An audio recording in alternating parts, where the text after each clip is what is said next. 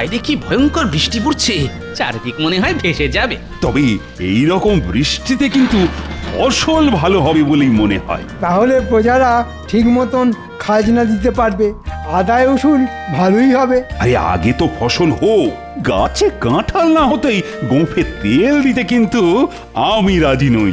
কি গোপাল, তোমার কি এই বৃষ্টিতে বাড়ির জন্য চিন্তা হচ্ছে নাকি? আগে না পণ্ডিত মশাই, আমার গিন্নি বরং আমার জন্য চিন্তা করছে। বাহ বাহ বাহ, এই তো চাই। আমার গিন্নি এটাই চিন্তা করছে যে বাজার হবে কি করে। আমার ফিরতি পথে বাজার হয়ে ঘরে ফেরার কথা তো। নাতি নাতনিরা চিন্তা করছে ছিপ নিয়ে মাছ ধরবে কিনা। তাহলে এটাই বলো গোপাল, যে গিন্নি আসলে তোমার বাজারের জন্য চিন্তা করছে। হ্যাঁ, গোপাল তো কুঁড়ে মহারাজ, ও সকালে বাজার যেতে পারে না। ফেরার পথে বাজারে যা উচ্ছিষ্ট পড়ে থাকে গোপাল সেটা কম দামে কিনে নেয়। মন্ত্রী মশাই বোধহয় ওই একই সময়ে বাজার করেন, তাই জানতে পেরেছেন। কথার আর কি উত্তর দেব বলো গোপাল? না দেওয়াই ভালো। ঠিক ঠিক গোপাল, তোমার বরং উত্তর না দেওয়াই ভালো। এরপর আমরা যদি কোনোদিন তোমার বাড়িতে অতিথি হয়ে যাই, তাহলে তুমি যা খাওয়াবে।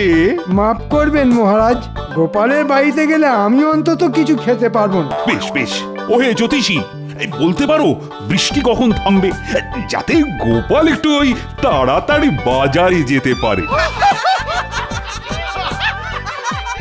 মহারাজ, আমার গণনায় এই বৃষ্টি থামার লক্ষণ দেখতে পাচ্ছি না। সে কি, আরো বৃষ্টি হলে যে বন্যা হয়ে যাবে।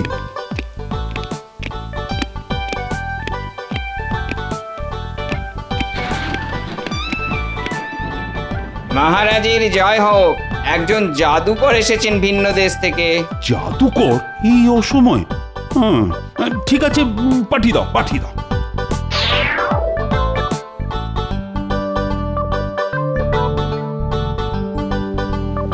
মহারাজ, আমি একজন দরিদ্র জাদুকর। আমি নানান রাজ্যে জাদু দেখিয়ে বেড়াই। বেশ বেশ, আপনি যদি অনুগ্রহ করেন তবে কৃষ্ণনগরে কিছুদিন থাকতে চাই। তা তুমি যে জাদুকর তার প্রমাণ দাও, মানে তোমার জাদুর কিছু নমুনা দেখাও। মহারাজ, আমি ইতিমধ্যেই আমার জাদুর একটি নমুনা দেখিয়েছি। সেটি কিরকম? এই দেখুন, বাইরে মুষলধারায় বৃষ্টি পড়ছে আর আমি এক ফোঁটা ভিজে যাইনি। এই সম্পূর্ণ শুকনো। বাহ বাহ, তুমি কোনো কিছুর তলা দাঁড়িয়ে থাকতেই পারো।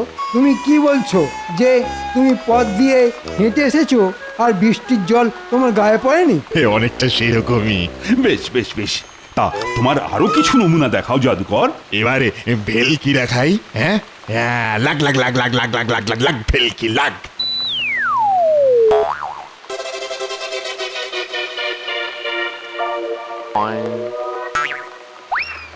এমন কোন জাদু দেখাতে পারো মানে যাতে সবার একেবারে তাক লেগে যায়?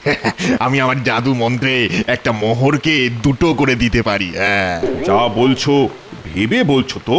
আপনি আমাকে দিয়ে দেখুন না একটা মোহর, আমি সেটাকে দুটো করে দেবো। হ্যাঁ,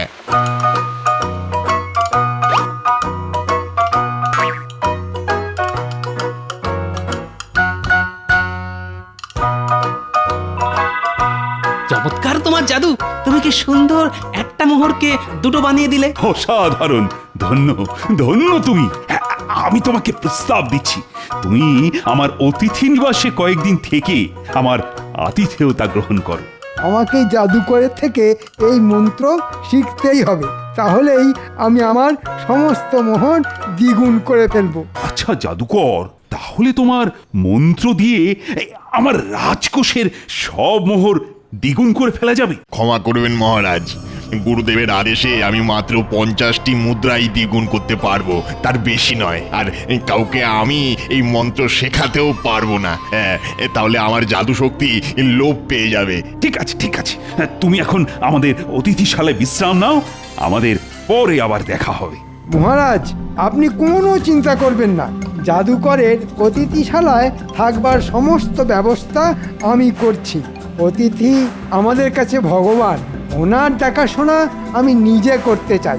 বেশ মন্ত্রী বেশ, দেখো যেন ওনার কোনো অসুবিধে না হয়। মন্ত্রী আগ বাড়িয়ে এত দায়িত্ব নিতে গেল কেন? না, আমার কিরকম যেন সন্দেহ লাগছে। মহারাজ, বৃষ্টি কমে গেছে, আমি এবার বাজারে যাই। হ্যাঁ হ্যাঁ হ্যাঁ, যাও গোপাল যাও, আজকের মতো সভা এখানেই মুলতুবি হলো।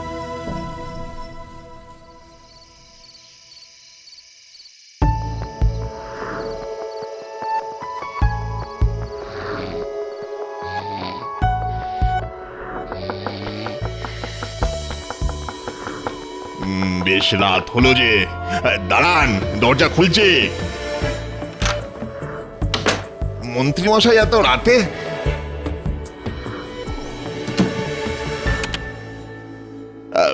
কি দৌড় বন্ধ করলেন কেন?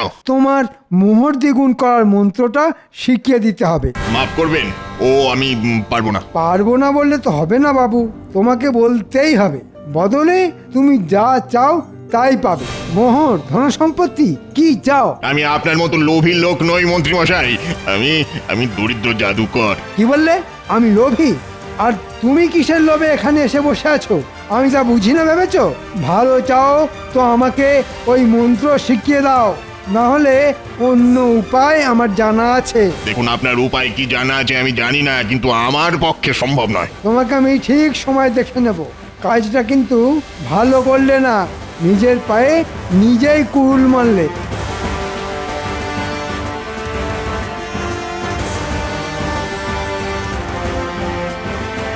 এখন কি করা যায়? কি করা যায়? কি করা যায়? কি করা যায়? আরে, আমার মাথায় এই বুদ্ধিটা এখনো খেলেনি কেন? ইস ইস ইস, অনেক দেরি হয়ে গেছে, আর সময় নষ্ট করা একদম ঠিক হবে না। এমন জিনিস মাথায় এসেছে তাতে এই রাজ্যের সবাই ঘোল খেয়ে যাবে। তবে এই কাজে মনে হচ্ছে বটা ঘটার সাহায্য লাগবে। যাই, ওদের কাছেই যাই।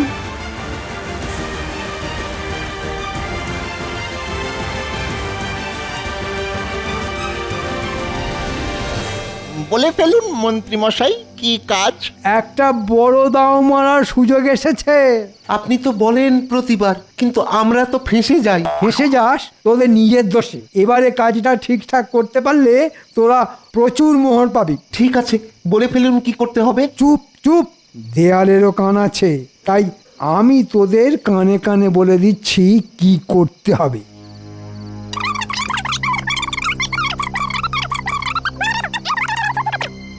বা মন্ত্রী মশাই, এবারে তো জব্বর ফাঁদ পেতেছেন।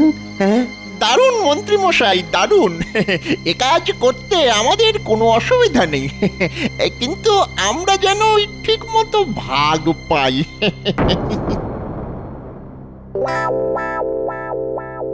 কি গোপাল, কাল কেমন বাজার করলে?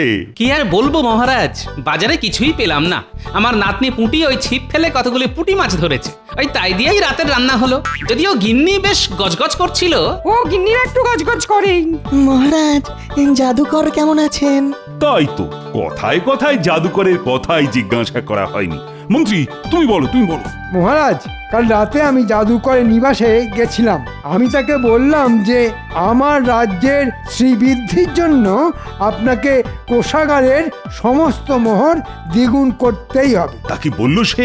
জাদুকর কিছুতেই রাজি নয়। শেষে আমি অনেক কষ্টে জাদুকরকে ভয় দেখিয়ে কোষাগারের সমস্ত মোহর দ্বিগুণ করতে রাজি করিয়ে ফেলেছি। সে রাজি হলো? হ্যাঁ মহারাজ, রাজি হয়েছে। আমি এও বলেছি একই সঙ্গে আমার নিজের সঞ্চয়ের সব মোহরও আমি দ্বিগুণ করব। এটা কি হলো? যে জাদুকর মহারাজের মুখের উপর না করে দিল জাদু শক্তি লোপ পাবে বলে, সে হঠাৎ মন্ত্রীর কথায় রাজি হয়ে গেল। না না, এর মধ্যে রহস্য আছে নিশ্চয়। কি রহস্য, কি রহস্য, আমাকে জানতেই হবে। না মন্ত্রী, না, এটা কখনোই ঠিক নয়। এভাবে অতিথিকে ভয় দেখিয়ে তার ইচ্ছের বিরুদ্ধে কাজ করানো। আপনার কথার সাথে মহারাজ সম্পূর্ণভাবে সহমত আমি। এই ব্যাটা টেকোটার জন্যে কোনো পরিকল্পনায় সফল হবে না দেখছি। ঠিক আছে মহারাজ, আপনি যেটা ভালো বুঝবেন। তবে জাদুকর যদি চায় আমি আমার সঞ্চয়ের মুহূর্ত দ্বিগুণ করতে পারি মহারাজ। হ্যাঁ, সে তুমি পারো। আমার সঞ্চয়ে কিছু মোহর আছে, যদি সেগুলো দ্বিগুণ হয় তবে বড় ভালো হয়। মানে আমারও কিছু সঞ্চয়ে মোহর আছে। আমি গণনা করেছি মহারাজ, আমার রাশিতে ধনযোগ আছে। বুঝলাম। তা আর কেউ কিছু বলতে চাও? মোহরের মূল্য ওর নহে যৎ সামান্য, 2 গুণ করলে হতে পারি ধন্য। মহারাজ যদি দিয়ে দেন অনুমতি, সাথে যদি থাকে জাদুকরের সুমতি। বেশ বেশ, তা কি মন্ত্রী? এ তো দেখি মেঘ না চাইতেই জল। হ্যাঁ, ঠিক আছে, কাল নিয়ে আসুন, দেখছি কি করতে পারি। সবটাই তো জাদুকরের খেয়াল, আমি তো নিমিত্ত মাত্র।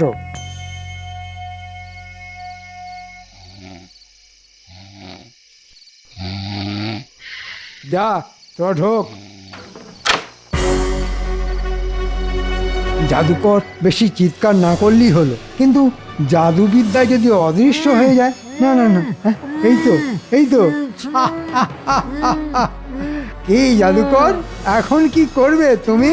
কোন জাদু দেখাবে? হ্যাঁ, আপনি বলেছেন তাই এর হাত পা মুখ বেঁধে নিয়ে এলাম, কিন্তু কিন্তু এখন কি করব? কি আর করবি, একে নিয়ে এবার নাচানাচি কর। একদম বোকা তুই। যা, একে নিয়ে যা, বেটাকে রাজ্যের সীমানা পার করে দিয়ে আয়।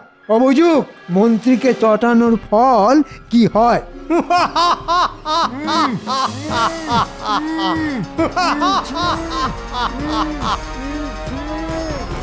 এবার শুরু করব আমি আমার খেলা।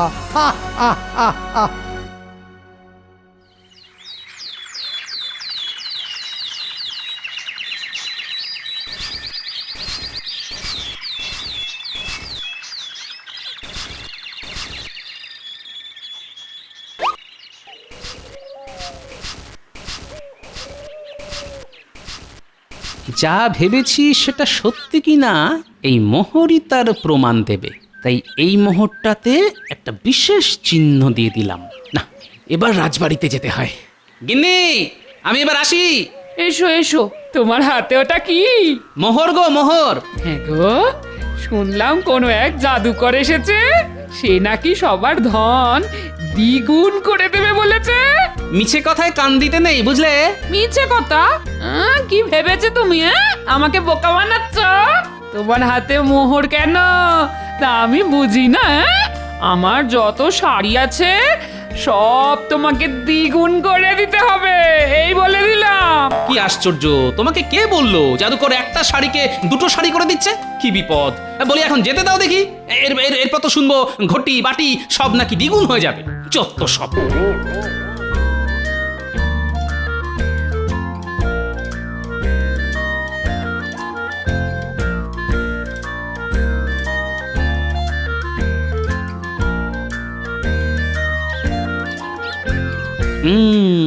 এদের দিয়েই আমার কাজ হবে। এই পুঁটি, নাপলা, গুলটে, চাপা। কি গো দাদু, আমাদের জন্য কি নাড়ু এনেছ? আরে না না, সব সময় খালি খাই খাই। দাদু বলো শিগগির, আমরা এখন খেলাতে খুব ব্যস্ত। সেটা দেখতেই পাচ্ছি। শোন, তোদের একটা কাজ করতে হবে। এই কাজটা ভালোভাবে করলে তোরা যা চাইবি তাই খাওয়াবো। কিন্তু কাজটা কি দাদু? শোন শোন, এটা খুব মজার একটা কাজ। আমি তোদের কানে কানে বলবো, কেউ জানতে না পারে। কি সবাই দেখছি তাদের সঞ্চয় থলি করে হাজির হয়েছে দ্বিগুণ করে নেবার জন্যে। এর মধ্যে আপনারা আপনাদের পুঁটলি রাখুন, আমি নিয়ে যাব।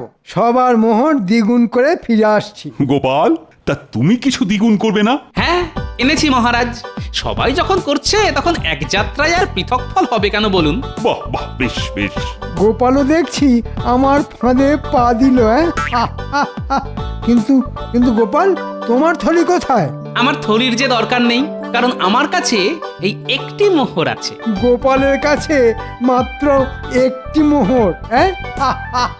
কি ব্যাপার গোপাল? আগে আমার গিন্নির আবদার মেটাতে সবই খরচা হয়ে যায় মহারাজ। সম্বল ওই একটি মোহর। ঠিক আছে গোপাল, দাও দাও দাও, ওই একটি মোহরই দাও।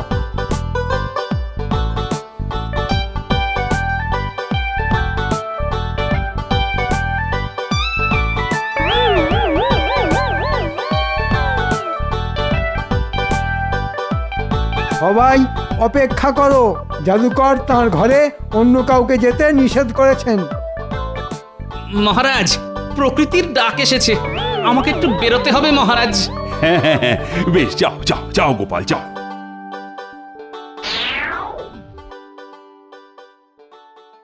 এ কি, কেউ দেখছি নেই? জাদুকরই বা কোথায় গেল? মন্ত্রীকেও দেখছি না।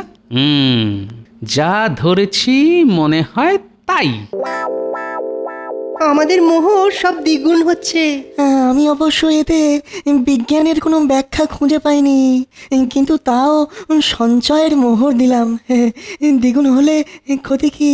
কিন্তু মহারাজ, মন্ত্রীমশাই তো বহুক্ষণ গেছেন, এত সময় তো লাগার কথা নয়।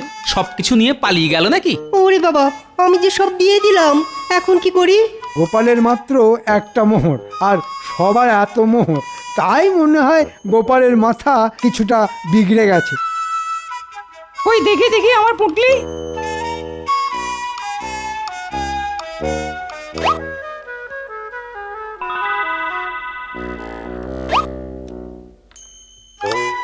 কি ভাবছো গোপাল? তুমি কি ভেবেছিলে দুটোর জায়গায় 200টা মোহর হবে? মহারাজ, নির্ভুল একদম। আমার যা ছিল সব সব দ্বিগুণ হয়ে গেছে। আমি গণনা করে আগেই জানতাম যে সব দ্বিগুণ হবে।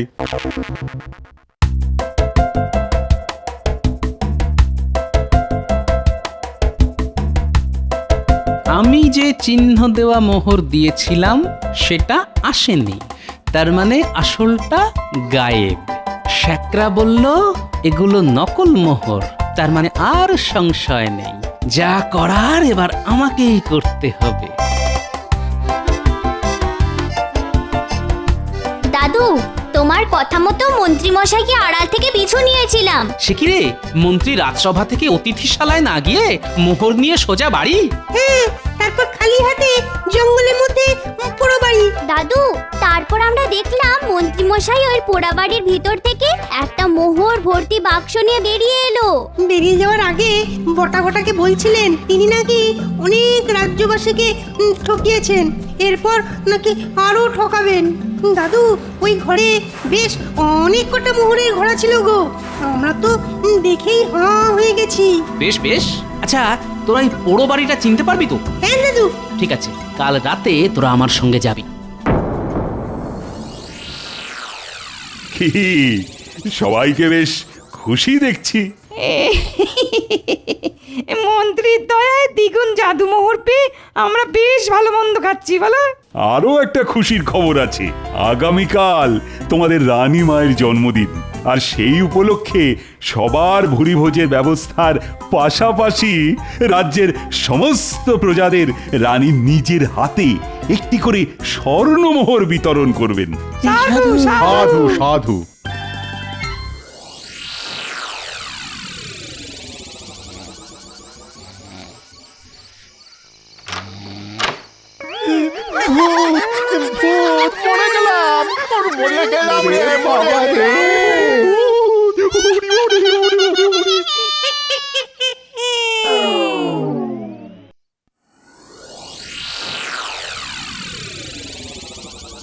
ইস, এই মোহর যদি আমায় দিত তবে দ্বিগুণ করার নামে পুরোটাই হাতিয়ে নেওয়া যেত। মহারাজ, বলি কি, আজই তো জাদুকরের এখানে থাকার শেষ দিন, তাই মন্ত্রীকে বলে যদি এই 2 কলসি মোহর দ্বিগুণ করে নেন, তাহলে প্রজারা একটির জায়গায় 2টি করে মোহর পেত। বেশ বলেছ গোপাল, বেশ তাই হবে। মন্ত্রী, তুমি এই কলসি নিয়ে যাও।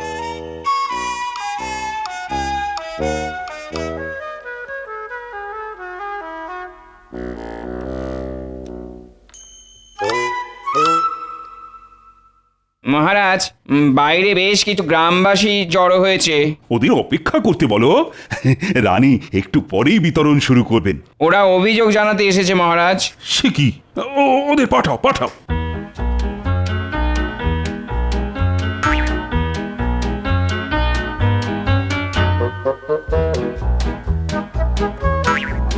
মহারাজ, আমাদের মোহর কেউ নিতে চাইছে না, বলছে নকল মোহর। আপনি এর একটা বিহিত করুন মহারাজ। মহারাজ, গিন্নির গয়না গড়াতে গিয়ে আমারও একই সমস্যায় পড়তে হয়েছে। বেটা বটা ঘটা কোনো কাজের নয়। বললাম রাত দিন পাহাড় দিবি, দুটোই হাওয়া। আসুক একবার ভাগ চাইতে, দেবো একদম ঠিক করে। হ্যাঁ,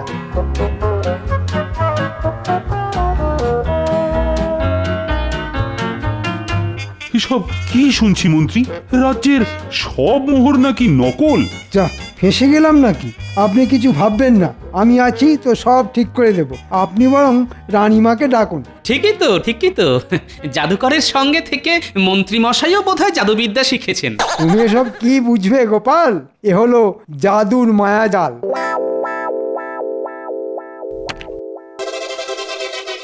কি মন্ত্রী, মোহর কোথায়? তাহলে কি সমস্ত প্রজারাই ঠিক বলছে?